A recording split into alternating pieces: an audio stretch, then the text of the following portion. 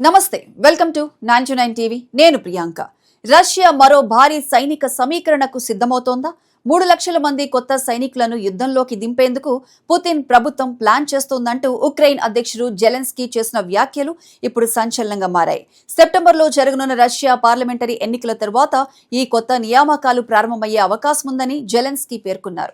అయితే ఇది రష్యా అధికారికంగా ప్రకటించిన నిర్ణయం కాదని ప్రస్తుతం ఉక్రెయిన్ అధ్యక్షుడి వాదనగానే చూడాలి. జెలెన్స్కీ ప్రకారం 2026లోనే అదనంగా సుమారు 3 లక్షల మందిని రష్యా సైన్యంలోకి తీసుకురావాలని మాస్కో భావిస్తోంది.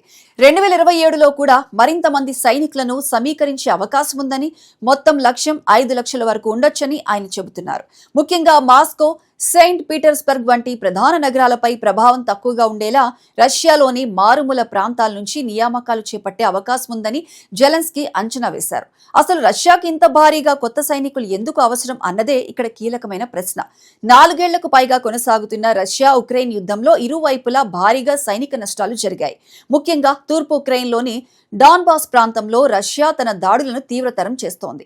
అదే సమయంలో రష్యా సైన్యంలో కొత్తగా చేరుతున్న వారి సంఖ్య యుద్ధంలో జరుగుతున్న నష్టాలను భర్తీ చేయడానికి సరిపోవడం లేదన్న అంచనాలు కూడా ఉన్నాయి. రష్యా నిజంగా 3 లక్షల మందిని సమీకరిస్తే యుద్ధం త్వరలో ముగుస్తుందనే అంచనాలకు ఇది పెద్ద ఎదురుదెబ్బ కావచ్చు. ఎందుకంటే ఇంత పెద్ద సంఖ్యలో సైనికులను సిద్ధం చేయడానికి శిక్షణ, ఆయుధాలు, రవాణా, ఆహారం, వసతి వంటి అంశాలపై భారీ వనరులు అవసరం. అంతేకాదు, కొత్త సైనికులను నేరుగా ముందు వరుసలోకి పంపకుండా శిక్షణ ఇచ్చి దశల వారీగా ఉపయోగించాల్సి ఉంటుంది. మరోవైపు ఉక్రెయిన్ కు కూడా ఇది తీవ్రమైన సవాలే. ఇప్పటికే ఉక్రెయిన్ వైమానిక రక్షణ వ్యవస్థలపై ఒత్తిడి పెరుగుతోంది. జెలెన్స్కీ ప్రకారం 2026లో తమకు లభించనున్న పేట్రియాట్ ఇంటర్సెప్టర్ల సంఖ్య గత సంవత్సరాలతో పోలిస్తే తగ్గుతోంది. అదే సమయంలో రష్యా ఏడాదికి 1300 బాలిస్టిక్ క్షిపణులు తయారు చేసే సామర్థ్యాన్ని పెంచుకోవాలని ప్రయత్నిస్తోందని ఆయన హెచ్చరించారు. అయితే ఇక్కడ మరో ముఖ్యమైన విషయం ఉంది. రష్యా ఇప్పటికే 2022లో భారీ స్థాయిలో సైనిక సమీకరణ చేపట్టింది.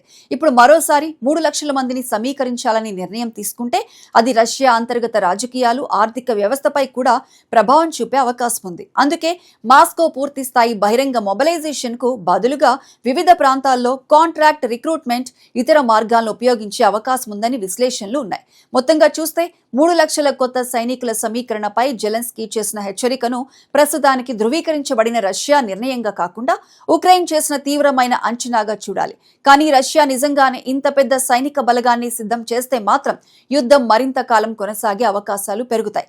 ఇప్పటికే శాంతి చర్చలపై అంతర్జాతీయ ప్రయత్నాలు జరుగుతున్న సమయంలో ఇలాంటి వార్త రావడం పరిస్థితి ఎంత క్లిష్టంగా ఉందో చూపిస్తోంది.